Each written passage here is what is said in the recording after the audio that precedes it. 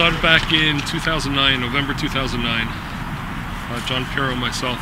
Well, John really had the idea to possibly put some stripes on the building and try to show a little dignity to this place. He approached Estelle Cooper, who was the Associate Parks Commissioner for Flushing Meadows at the time.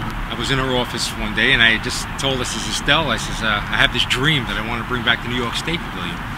So she goes, "Well, think about it, but yeah, all right, you could do it."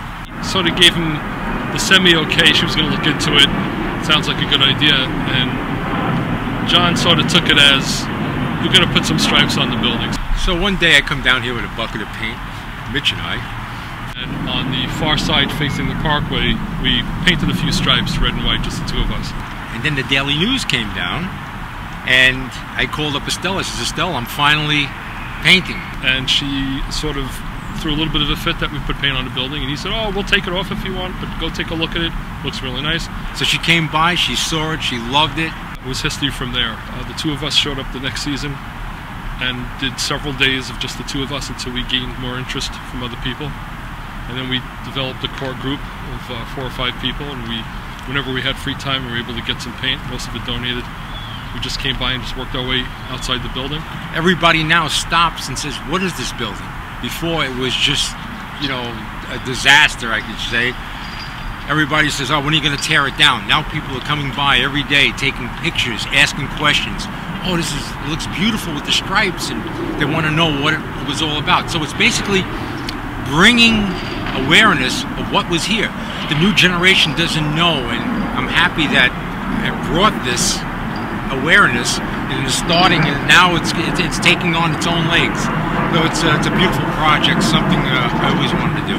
Our out-of-pocket expenses over the years have been for some of the paint, all the materials, the rollers, the roller handles. We paid for all that out of our own pockets, plus the many, many hours of fun putting a coat of paint on the building.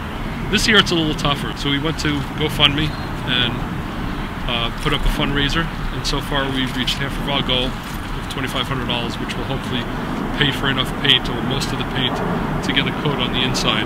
Our goal for the painting is to restore dignity to the building and to keep awareness that the building exists. Making a difference in this building is very important to us because it is one of the few remaining legacies of the World's Fair, which is very important to us. So if we could be part of that, become part of the building, I think that's a common thread we have for everybody that's working on this. There are some people that help us that weren't at the fair, they were too young, but again, they know what this stands for and the unfortunate neglect over the years that happened to the building.